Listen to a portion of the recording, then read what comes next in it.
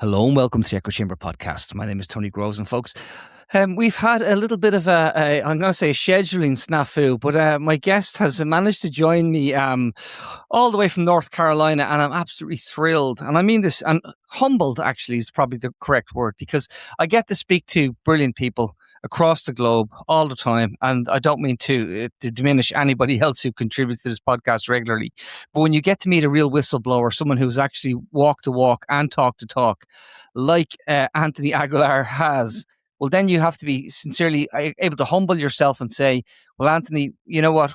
Thank you for what you've done, for the work that you've done. And I know you've given 25 years of your life to military service to the United States, but you came to prominence for what happened in Gaza under the auspices of the Gaza Humanitarian Foundation. So you may, if anybody hasn't, if you've been under a rock, maybe, Anthony, you might tell us a little bit about your own experience before we kick off, because as I said, I've a lot I'd like to ask you about. But let's go from the GFH and what happened in your own experience of the mercenary movements, as I put it to you now, that took place in Gaza. Well, I retired from active duty less than 1 year ago. So as of today, I still haven't been out of the Army for a whole year. I retired in March of 2025 and was looking very forward to being a pensioner, a retiree, having taken what I earned and just enjoying life. In May, I got a phone call on a Tuesday from this company called UG Solutions, and I had never heard of them before. And they explained to me that they were going to be providing security for the Gaza Humanitarian Foundation, or GHF, which I had also never heard of before.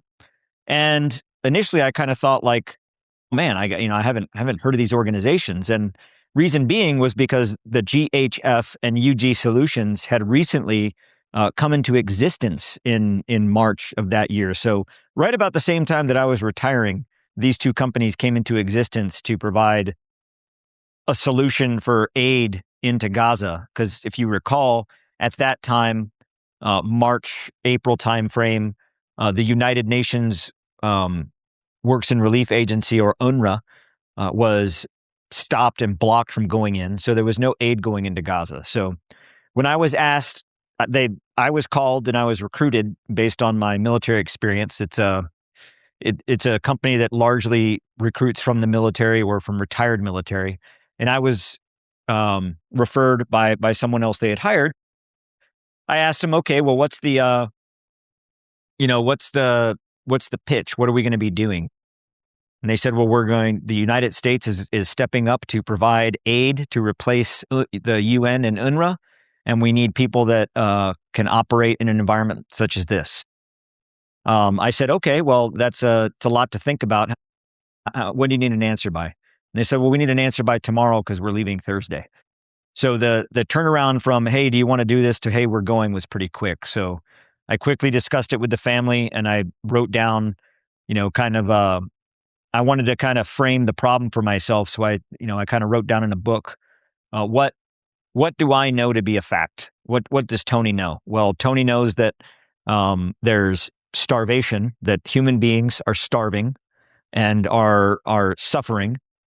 2, the aid that's going in is now being blocked and restricted. And 3, that the United States is establishing this mechanism to go in and deliver that aid to suffering people. So I took on the job. I wanted to help. I wanted to contribute to what I thought was an important mission, what I thought was there to help people. So that's how I got involved. And I quickly came to learn after the first few days and then days thereafter that the operation was anything but humanitarian, and the objective was anything but to help people. So that's how I ended up there. But you experienced, and excuse me for being crude, but I've often referred to on this podcast when I spoke to people in Gaza who had to set out on, 10, 15 kilometer loops to try and get food from these safe zones that where you guys had set up to distribute aid, and it wasn't uncommon to refer to them as kill boxes, and that is not, like live rounds were fired at people. There's no doubt about this. In fact, actually, your um, account of one of this has probably gotten more attention in the last sort of 48 hours, because none other than the U.S. ambassador to Israel has called you a liar. Anthony literally has called you a liar, saying that these things that you have said you've seen didn't actually happen, and did it did it on Tucker Carlson's podcast of all places. What, if you can try and reconcile what you saw relative to how the narrative has now been, and I'm sorry, but I just don't believe Mike Huckabee. And I'm sorry for the bad pun there either. But I also, I have to put it to you, just been called a liar on one of the biggest platforms in the world. Yeah.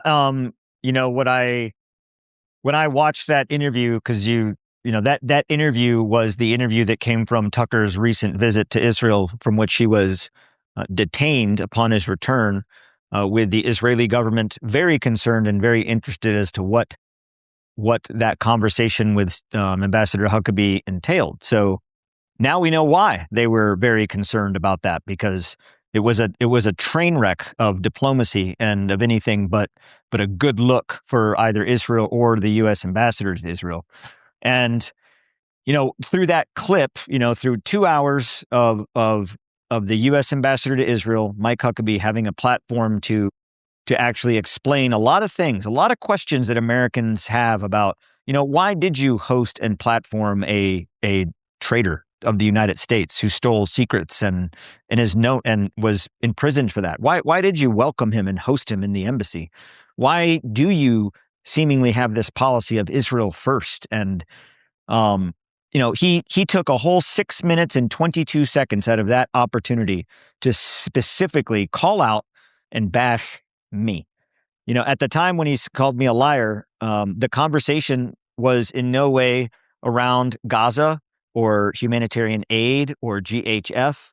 They were talking about the genealogical relevancy of modern day Israelis to have their historic lineage to the Bible 3,000 years ago to lay claim to Israel.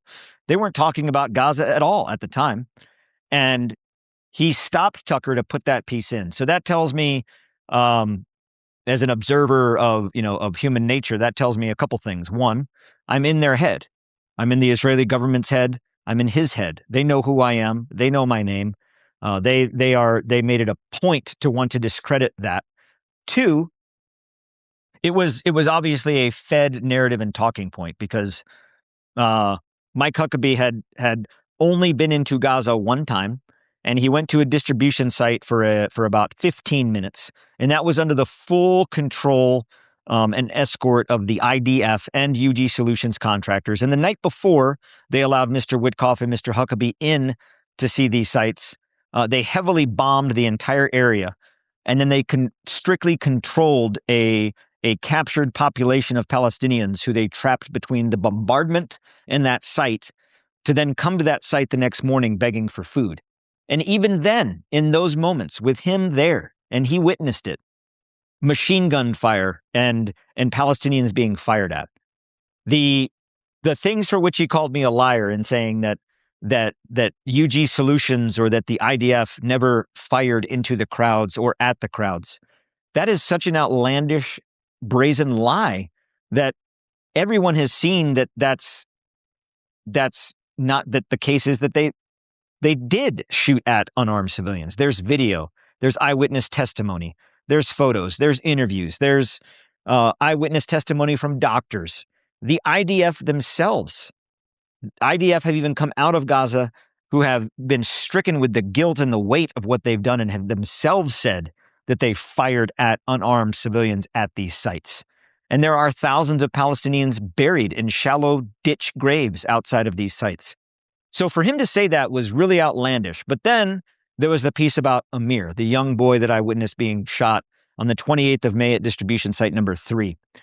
And I had known that UG Solutions, in coordination with the Gaza Humanitarian Foundation, and so everyone's clear, the Gaza Humanitarian Foundation was simply a front organization for the CIA.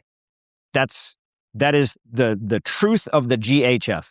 It was not a humanitarian aid organization. It was not established to do humanitarian aid. It was established as a front for the CIA to operate in Gaza. And a way to destroy UNRWA, by the way, as well. That's right. And a way to destroy UNRWA, which has been a goal of Netanyahu for years. So you have this 2-4 to where the Israeli government can say, hey, we can dismantle UNRWA, and then we can allow you, the CIA, to operate in Gaza under this seemingly humanitarian aid effort, and we pull the wool over everybody's eyes.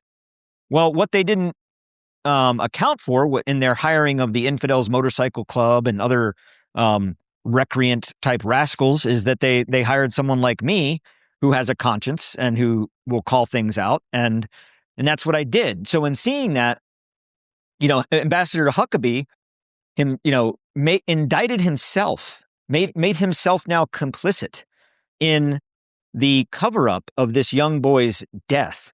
And something that he said that I know was that the talking point has been fed to him, because he said that I said, that the IDF, deliberately shot at this young boy. And what I had said from the very beginning is that firing into and at the crowd with machine guns was the standard operating procedure of the IDF. They themselves have admitted that. And on this day, as the site was being closed down, and Palestinian children and women and unarmed men and starving people were being pushed off the site, being stun grenaded and tear gassed and tasered and pepper sprayed off the site, and they were panicking and running. They ran into this wall of gunfire that the IDF had been firing, and it killed and wounded many of them, Amir of which was one, of which I witnessed and saw. It's also captured on video.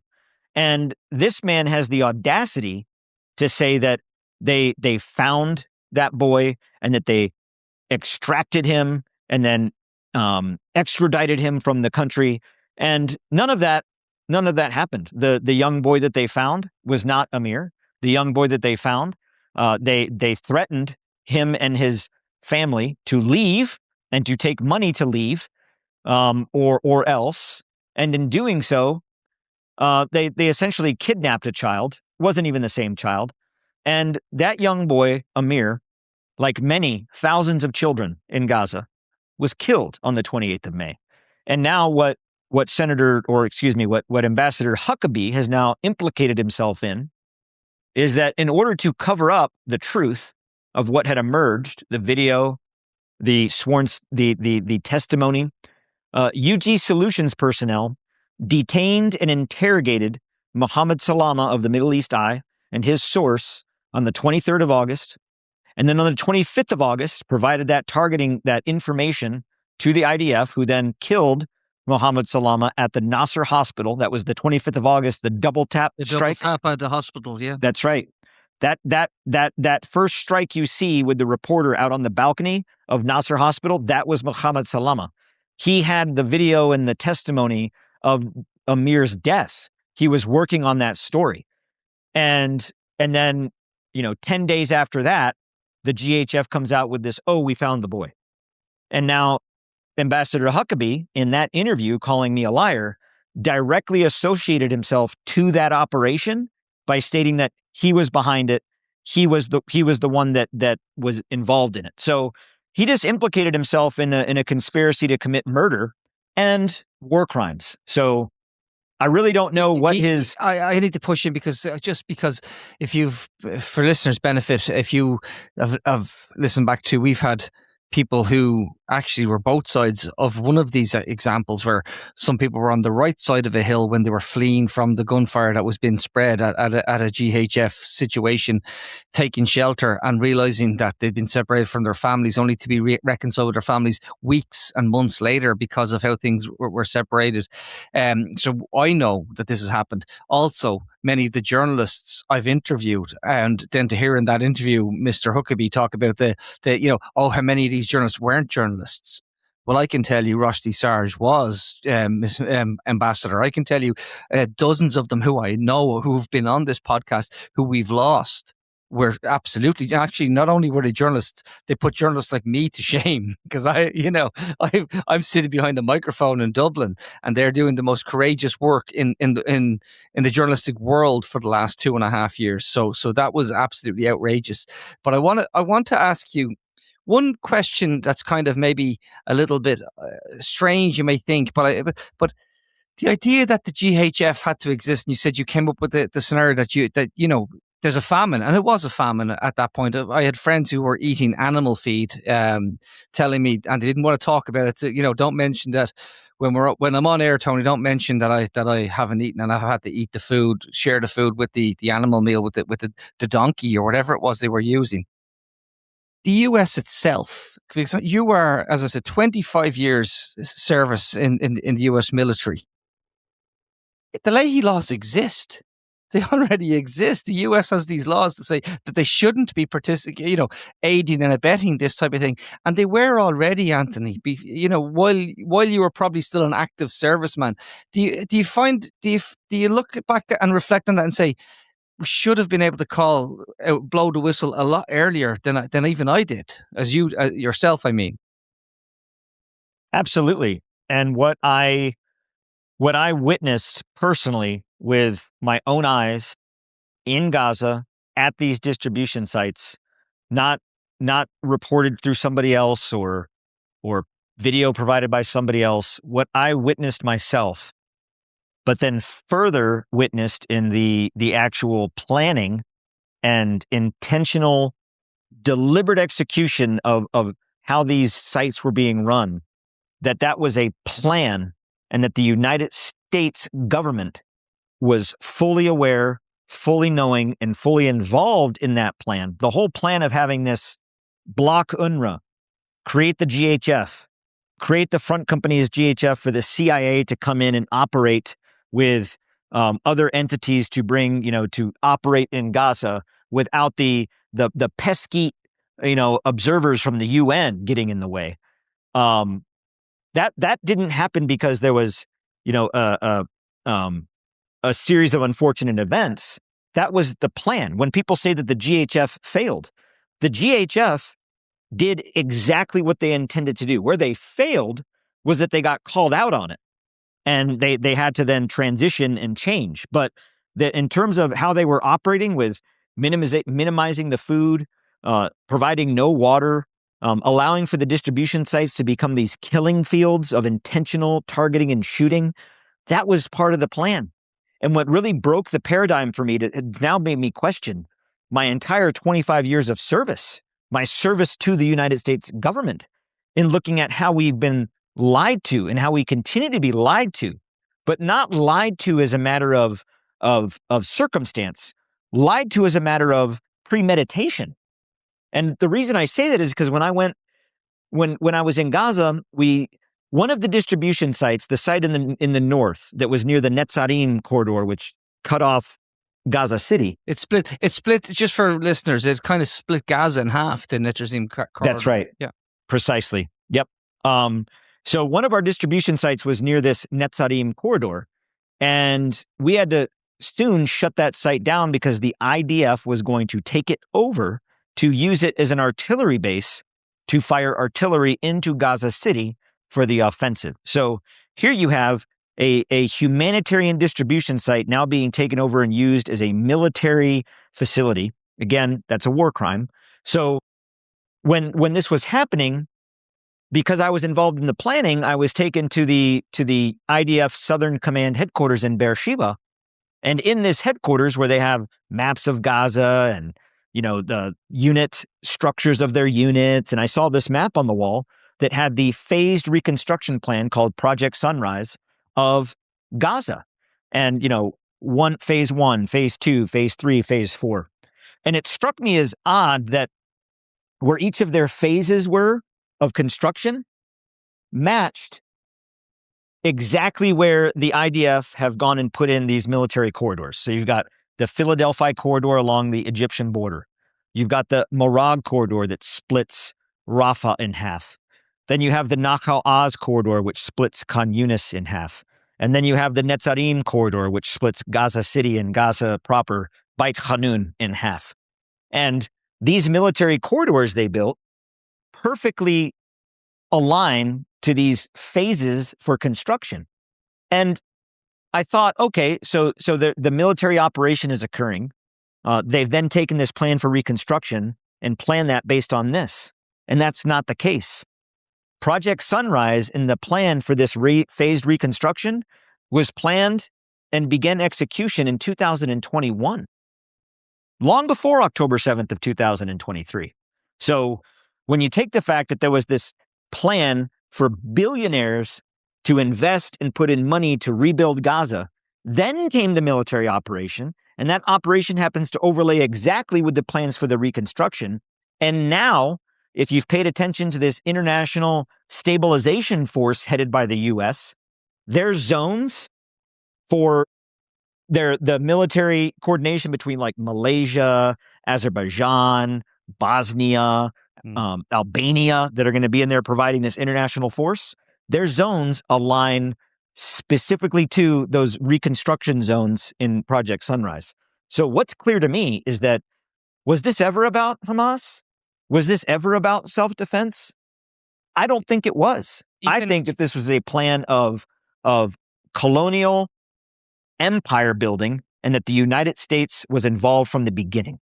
Yeah, it was actually earlier today. I spoke to a lecturer in a university in Dublin, Kieran O'Carroll, but who has spent time in Palestine, and he sort of climate science has been one of his specialities. And he pointed out to me that, by the way, as you just have in different language, that this yellow line, this mysterious yellow line, has seized, for example, all of the arable land immediately. Anything that is of value to provide food and provide for a population. So again, because when me and you are talking, I can hear people saying this sounds like the stuff of conspiracy, but it's simply not. The facts on the ground bear it out, and it's just it's so interesting that you have put in the same way with a different perspective what Kieran had told me a few hours ago earlier today. I just then bringing it back to you, if you don't mind. You've become a person of your name is known globally. You've been attacked by the ambassador. And then you've decided, actually, I'm going to take it forward. I'm going to step up even yet again. And I'm going to try and run. God forgive you. I'm going to try and run for Congress in North Carolina to represent the people. And what I admire about you, and again, I've had Greg Stoker on recently, and Greg is running in Texas, but I think Greg is running under the auspices of the Green Party. You are running as an independent, and one of the things I put to you in my opinion, is because for years I keep hearing about, or especially for the last couple of years, well, this stuff wouldn't be happening if we'd voted for Kamala, right? In the US, this kind of, but it is a uni party. It is simply a uni party. One is maybe more adheres more to civility and decorum, but it's simply the same policies. What is your take on what I've just said to you and how I outlined in terms of the single transferable party? The Democrats and the Republicans here in the United States are simply two sides of the same coin. They are the same party. When voters in America are forced to choose between a Democrat or Republican and think that that's their only choice, that's not a choice. That's a dilemma. That's choosing the less bad of two bad, and it's an end state serving the same thing. And I'll explain that a little bit further by simply highlighting AIPAC. AIPAC, is a foreign entity, a foreign government, Israeli. And they pay a lot of money to buy off candidates here. And if you look at the breakdown between Democrats and Republicans, they all take AIPAC money. But the Democrats actually take more AIPAC money. Why? Because you have a lot of Republicans that they'll take the money, but they don't need a lot of money persuading them because they believe in this Israel first, or this Christian Zionist view of the Middle East. Whereas a lot of Democrats, it takes them a little bit more money to push back to get on board with the narrative, but they do. They're all taking AIPAC money. They're all influenced by foreign government. And the way I looked at it, I told myself that same thing. Like, I'll vote Democrat, that'll fix it. And then I started looking into the Democratic nominees, and I started looking into the Democrats as a party, and I was like, it's not going to fix anything. It's just picking the same horse of a different color. So I am running. I initiated independent, but I am also I'm teaming up with Greg and Butch Ware out in California, running for Green. I'm running Green. And I say that because here, some people would like to say, oh, well, running for the Green Party or a third party independent or a third party in general is a waste of a vote. And I'll tell you that is absolutely not true. Here in North Carolina specifically, because of landslide legislation that was won by the Green Party in the last election cycle, 2024, the Green Party in North Carolina is a recognized on-the-ballot party.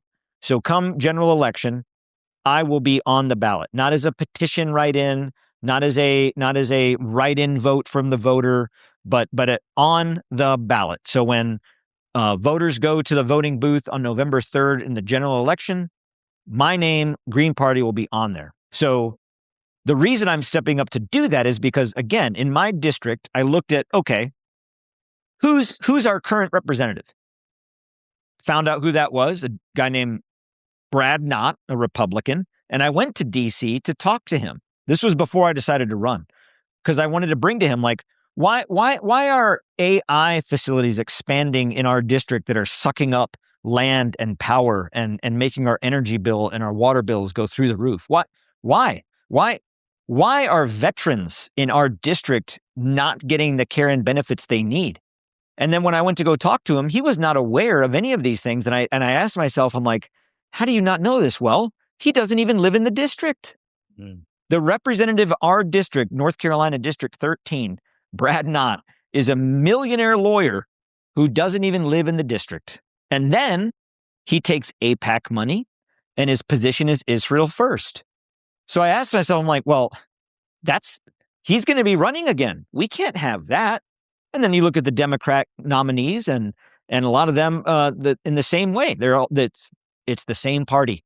So I decided that I was going to run because I feel that someone needs to step up to drive change, to break that paradigm of the two-party system, and to start opening up Americans' eyes to the fact that we shouldn't have people in Congress who are career politicians.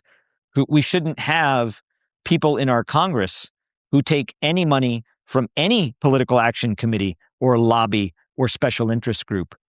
No congressman should take money from anyone that in any way would put their interests in anything but the people they represent. And that's not a novel concept that a representative in Congress should represent the people of their district, not special interest groups. Well, it actually is a novel concept in the US because I think AIPAC account for about 95% of representatives have received money from AIPAC. Yes, a lot of money. Yeah.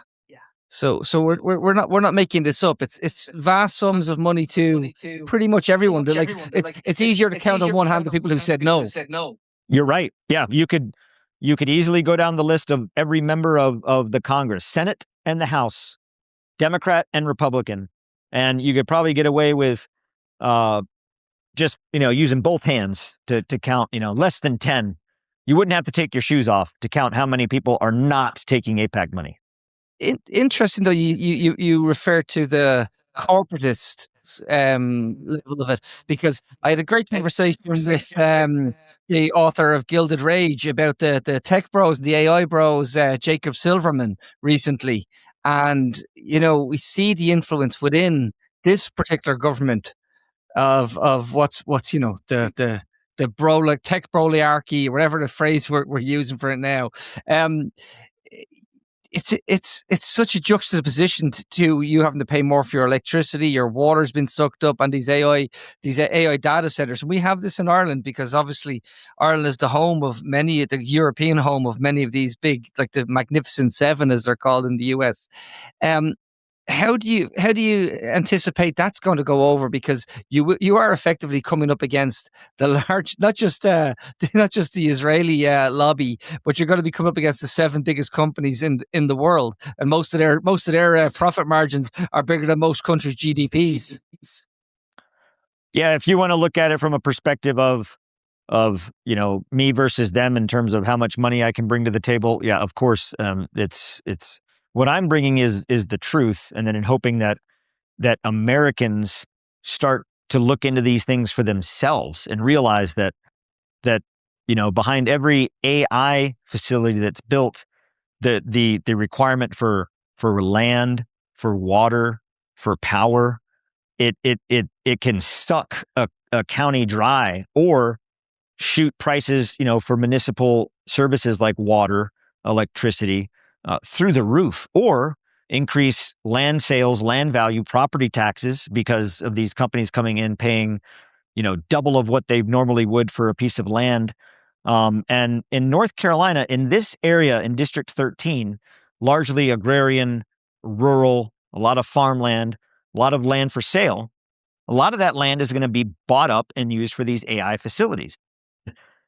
A lot of Americans don't necessarily understand that, not because they're incapable of understanding it, but because it's kind of it isn't necessarily intuitive to tie, oh, I'm using Grok to ask a question.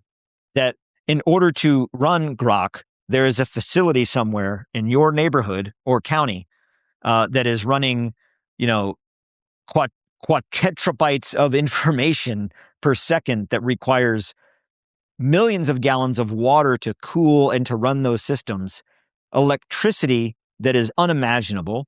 And all that's going to do is going to increase the load and increase the price to the average American. And it's as this emerging technology comes, it's going to get more and more and more and more expensive. And what I'm trying to do in my district, at least, but also the nation, is to the alarm clock is going off and we keep hitting snooze. And I'm trying to wrestle the nation out of bed to say, wake up before it's too late. Because once all these AI facilities are built throughout the nation, well, it's going to be a lot harder to change it. And then when we have ICE operating on our streets right now, ICE is being expanded to 10,000 field agents. That would put on average 200 agents in every state, with 18 detention facilities being built throughout the United States, that when you take the total capacity to house that many quote unquote detainees, that's twice the population of even the total of undocumented migrants we have in this country. So why? Wow. Why are they building detention facilities that can detain that much of a population? I'll tell you, it's because they're coming after us. Yeah, it's actually, I'm so glad you brought up ICE, because you have commented elsewhere that how people who were members of the GHF have washed into ICE. I don't know if you're aware of Irish history much, but we had a militant British organization called the Black and Tans that would come and terrorize the Irish people, burn them out of their homes and create all sorts of chaos under the auspices of the protection of the British state. And when they were done in Ireland, they were packed up and sent off to, guess where, Anthony? Palestine. The Brits sent them there to act as their unofficial terrorist police in Mandate Palestine. And now during the mandatory Palestine period? Yes. Wow.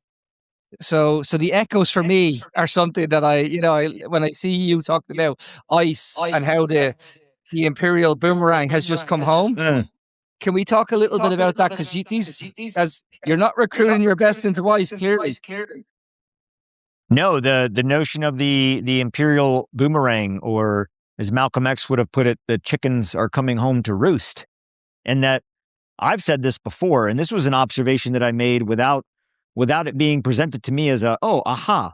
The observation I made is that the tyranny and the tactics of oppression that we are exporting, that we are seeing in Gaza and in the West Bank, we are seeing come right back home to our streets. And there's a clear nexus to that. There's a reason for that. And that's because the ICE, the agency, has an official paid for, taxpayer paid for program to train with the IDF, not only in Israel at the National Urban Training Center in Negev, but also here in the United States at the training facility outside of Atlanta, Georgia, known to many here in the United States as Cop City. ICE agents and IDF agents trained together there and in Israel. And if you look at the tactics being employed on the streets of our nation, how Rachel Good was killed, how Alex Preddy was killed, how Americans are being treated for simply exercising their constitutional rights, how when Alex Preddy was killed within hours, Kristi Noem was calling him a domestic terrorist, or Renee Good, within minutes of her death, they were calling her a domestic terrorist. Those are the tactics and those are the modus operandi of the IDF. Kill, kill, kill, kill, kill. Shoot first, ask questions later. When you kill an innocent person, blame that person, and then call them a terrorist. So there's the narrative piece, but then there's the training piece, the stun grenades, the tear gas, the violence, all of that. You could take what an ICE agent is doing right now, put a side-by-side video of a UG Solutions contractor at a GHF site, and a side-by-side video of an IDF soldier in either within Gaza or in the West Bank, and take away titles and just run them all in black and white, and they would all look the same. They would all look exactly the same. And that is not a coincidence. That is because they train together and they inculcate that violent culture of dehumanization. And now ICE agents are bringing that back to the streets of America and seeing American citizens as less than human. We see this in the way that they treat U.S. citizens on the streets of our nation. And then after they're done with their operation and dead people are left in the street, they say, oh, they were terrorists. That it's right out of the same playbook as the IDF. And who taught the IDF that? We did. So it's the full boomerang. Is the distinction between someone like you who's given 25 years service to the military relative to ICE, which I believe if ICE was standalone would be the 9th largest military in the world, given their budget, like how much money's been put aside to fund them. They're kind of they don't have the same, ethics, code of ethics, I should say. And not that the American military has clean hands, indeed, but in everything, but they simply they're not a private militia. ICE could be a private militia. What's clear to me is what ICE has become is this administration's coup force in the upcoming midterm elections. They're beholden to no one. They answer only to the president. They follow no laws. They are immune to any type of state control or state legislation. They kill with impunity.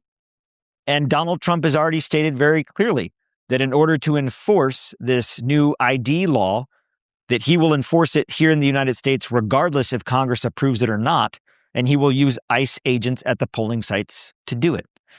ICE and its growth. So, if you're older than 22 years old here in the United States, you remember a world without ICE. ICE didn't exist before 2003.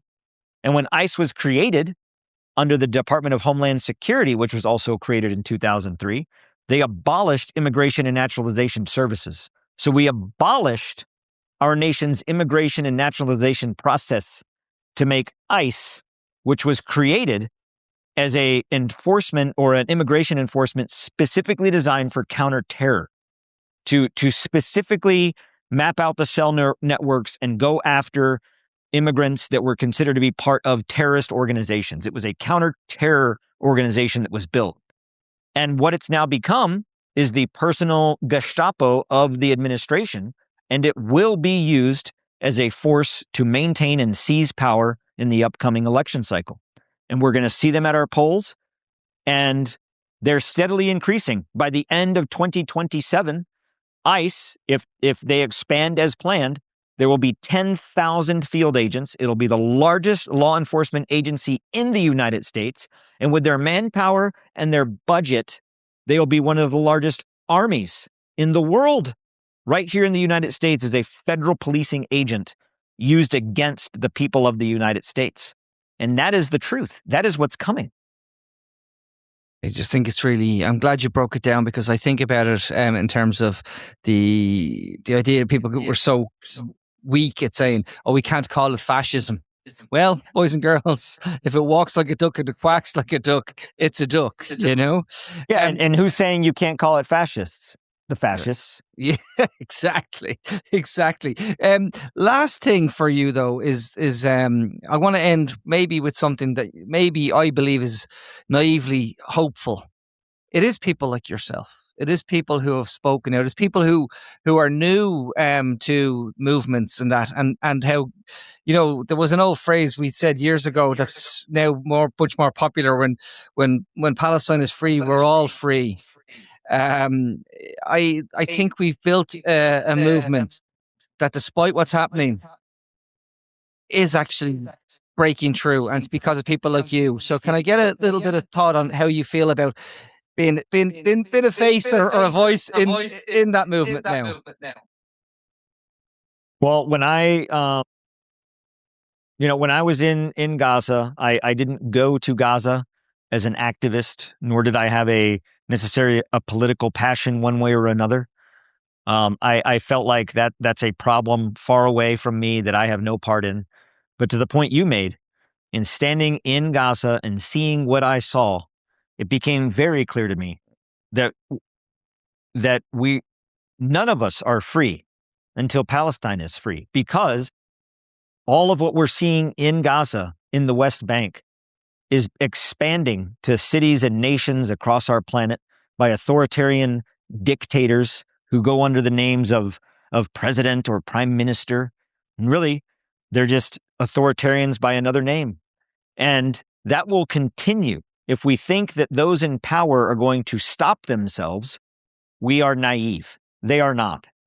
Good people must step up who want right for this world. And being in Gaza opened up my eyes to the fact that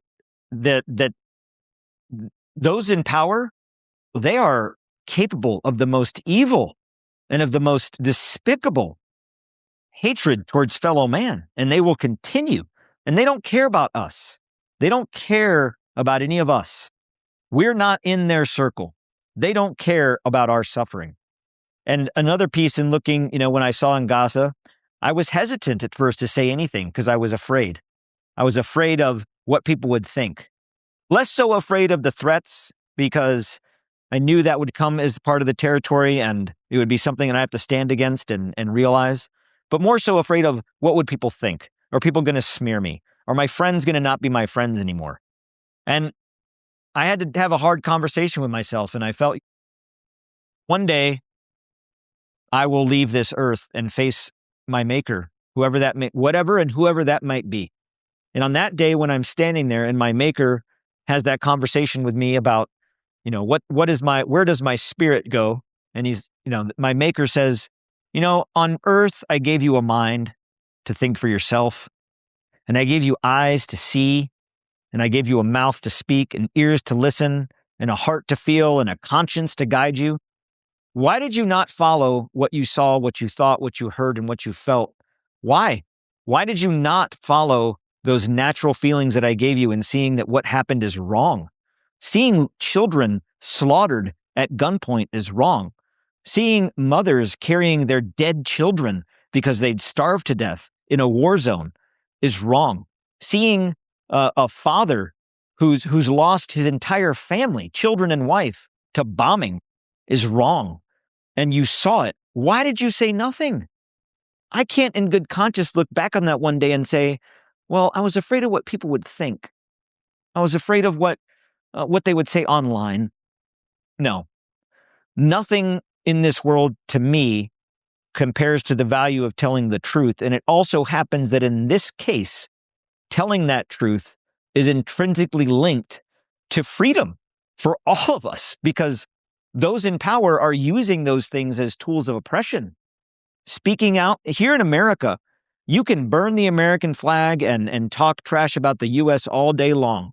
But if you dare say anything bad about Israel, the government will come knocking at your door. That is insane to me.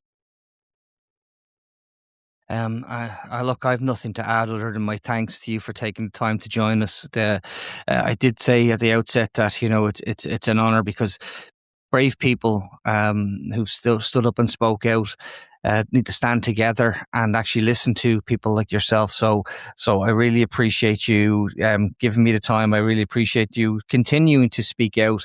And despite, we're not talking about, a few trolls online. We're talking about the US ambassador to Israel attacking you.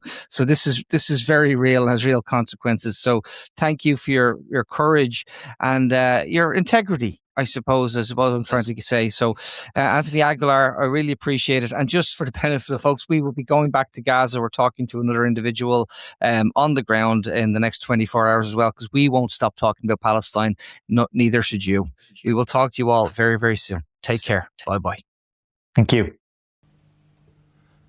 Tony and Martin and Tony, speaking to interesting people only. It's the Echo Chamber Podcast. Subscribe now on Patreon.